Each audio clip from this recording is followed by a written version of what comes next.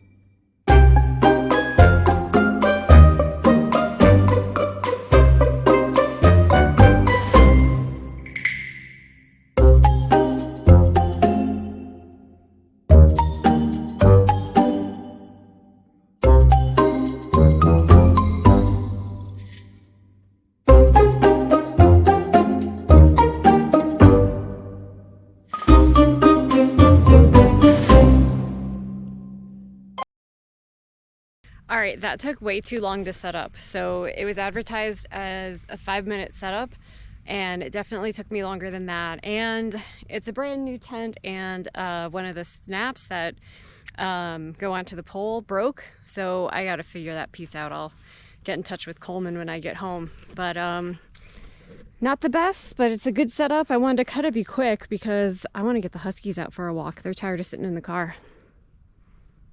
All right, camp is all set up, kind of between the two trees there, and then got everything set up so I can get back and start working on dinner after I go for a walk with these guys.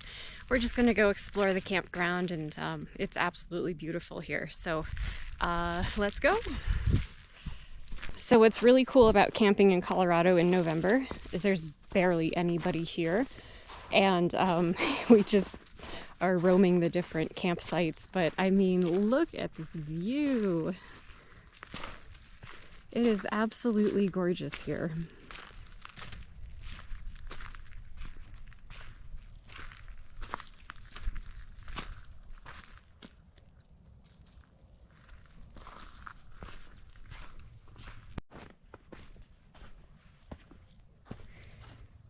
Wow, look at down here. I think I would have ended up camping down here if it wasn't so snowy and uneven. Wow, this view is amazing.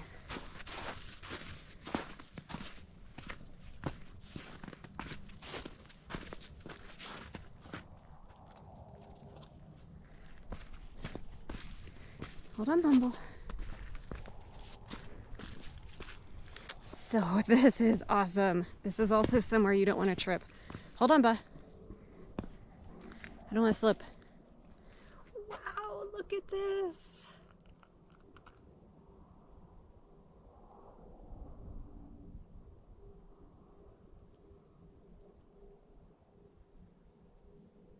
Yeah, I am definitely in my happy place right now. I think the Huskies like it too. Bumble's just looking, which is one of the things I love about him. Whenever we hike and we see a gorgeous view, he just stops and takes it all in, and it's such a good reminder for me to do that as well. So we are just gonna stay here basically until Bumble says it's time to go. One of the things I wanted to do on this camping trip is tell you a bit more about the Huskies. They're both rescues, and I'll start with Bumble since we're just kind of on his exploration path right now.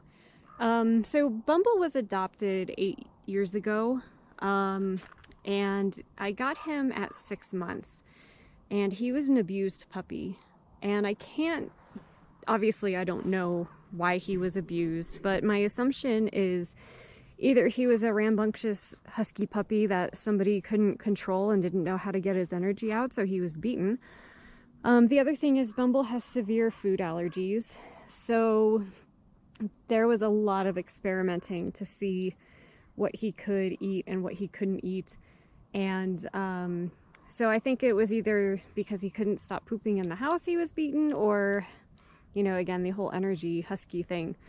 Either way, he came as a very traumatized dog, couldn't trust people, takes a long time to warm up to people. And he really just kind of embodies that whole, childhood trauma theory. Hello, pretty girl. Hello. About just how this trauma carries for years and years and years. And now, he's a happy dog, and but he's got to be given the right environment. He doesn't do well around crowds, doesn't do well around people, doesn't do well around other dogs. Kind of sound like I'm describing myself and some other veterans I know.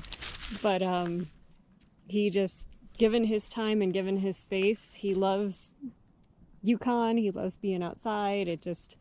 He's a good boy.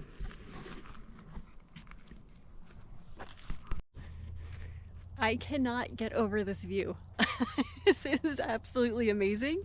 And I'm kind of envisioning maybe a future yoga class here or something. I don't know. We'll see what happens. For now, I am tangled up, so I need to fix this situation before I get dragged over a cliff.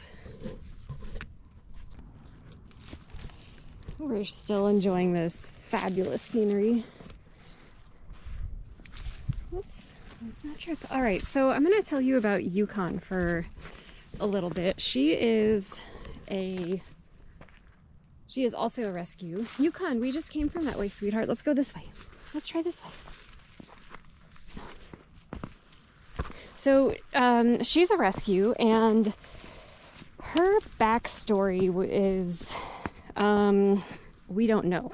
She was a stray or a completely feral dog because she had no idea how to function around anybody. She had this extreme anxiety where she would just shake all the time. And hold on, you guys. Bumble, we're not getting closer, buddy. So anyways, her anxiety, she would just shake, and she spent about the first 3 years shaking, as you did, sweetheart, and didn't want to be pet. And so her recovery and my recovery kind of coincided at the same time, and I'm so lucky that she came in my life because, hold on, I got Bumble trying to go over the edge here. Let's back up a little bit. There we go. So sorry, I got sidetracked there. I thought my dog was going to jump over the ledge. So her recovery and mine really coincided. It started with running. She had so much pent-up anxiety that she was just constantly shaking, and so knowing that exercise does well, we decided to just start running. And so that became our thing every single day. And for about the first 6 months when she would run, she would look back and like almost every 5 steps look back like she was concerned someone was chasing her. And then finally she just found her rhythm, and the daily exercise started to help, and she got off her anxiety meds, which was really awesome, because I just don't think they were really helping her anyways. They kind of made her spacey. And the other thing that really helped with her recovery and my recovery is that we would meditate together. And when I say that, I would sit calmly with her and do my meditation practice. And I found that when I did that, she would start to calm down. So she would show these signs of her parasympathetic nervous system coming online, and she would take deep breaths and she'd relax her head and the shaking would stop. And so she really taught me a lot about anxiety recovery and how to calm the nervous system and how well meditation and breathing really works. So that's a bit about these two. And then combined together, they are just absolutely inseparable. Bumble is so protective of Yukon. Hold on. This is a big step. Oh, okay. Hold on. You got it, Yukon? Good girl. Good girl. So it's a big, sorry, I lost my train of thought. Oh, I was talking about the two of them together. So the two of them together, he really takes care of her in his own way, and she relies on him for a lot of stability. And it's such a sweet relationship to watch with the two of them.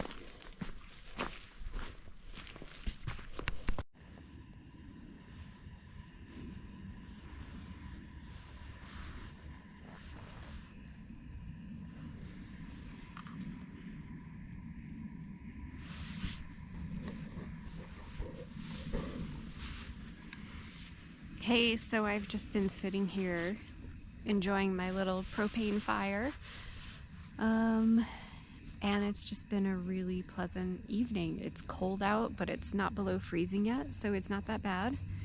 It's about 7 p.m. right now, and it is completely dark already, so I'm actually getting ready to go into the tent and just kind of read and journal and enjoy the rest of the evening here.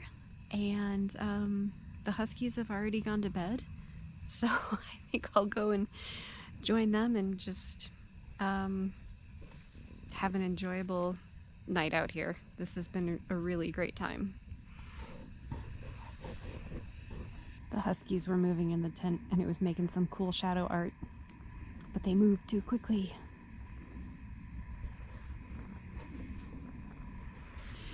I had the park ranger come by and say that I need to be out early tomorrow because there's a marathon going on. And if I don't leave at a certain time, I'm gonna get trapped here till the afternoon, which I don't want, but I really was looking forward to having a really easy morning. But, oh well, that's life, right? Things happen. So I will just get up in the morning and pack up and get on our way. All right, so we're gonna get in the tent here and try not to scare Huskies. Hold on, guys. I'm coming in. You're okay. And Yukon. You're okay. You're okay. No leaving. No leaving. Hold on. Get all my stuff in here. Hello, everybody. Hello, everybody. All right, so I'm in the tent. I've got my buddy heater working right now, getting the tent all toasty. I've got my battery pack here, which has got my little light and everything right now. The Huskies are all bedded down. I don't even think you can see anything, but by my headlamp, I'm gonna journal a bit and read for a while because it's only 7 p.m., but it's just really chilly outside, so I'm going to enjoy this time to myself and hopefully get a good night's sleep.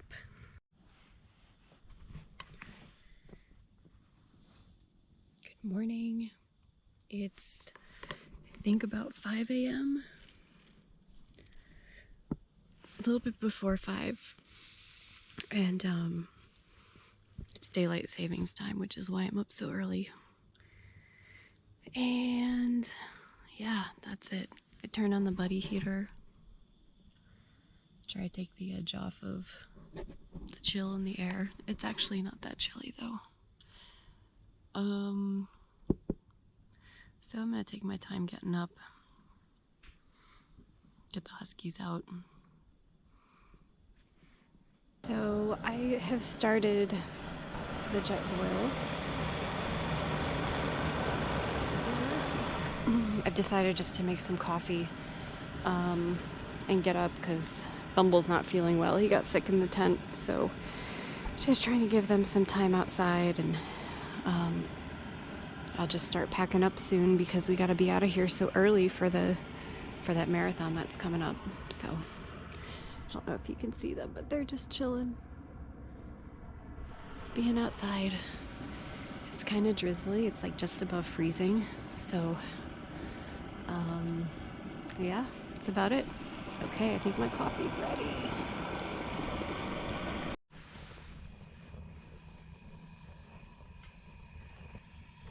Fire pit and coffee and early mornings. This is my happy place. I know some people are night owls and all that stuff, but I am such a morning person. I have no problem getting up and getting at it, and it's just so peaceful out here.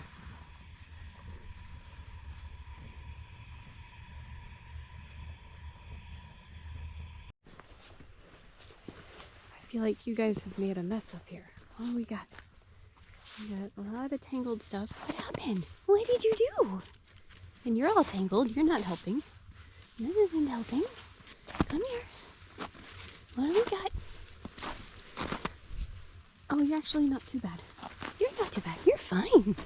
You're fine. How's Bumble?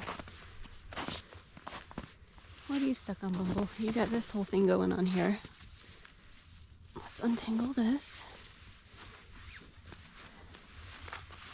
So these guys are never allowed off leash. Ever. Yukon broke out of a boarding facility about 5 years ago and was missing for 5 weeks in the Shenandoah. So the rule here is we never trust a husky, right?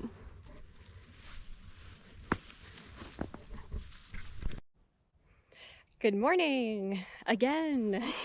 So I'm all packed up and I am getting ready to get out of here. So one final look through the campsite here to make sure I didn't leave anything. Look at that view. Oh my gosh. And that's about it. Everything is loaded up and I am ready to get out of here and make it out of the park before I get locked in with this marathon that they told me about. So I'm gonna grab my coffee, priorities, and off I go. I literally missed leaving by 2 minutes. I pulled up to leave the park and this lady just put her bag down and she said I can't leave for about 15 minutes, and to make things worse I have to leave out the east side of the park, which adds like another 30-40 minutes to my drive. So almost made it. Oh well. Guess I'll sit here.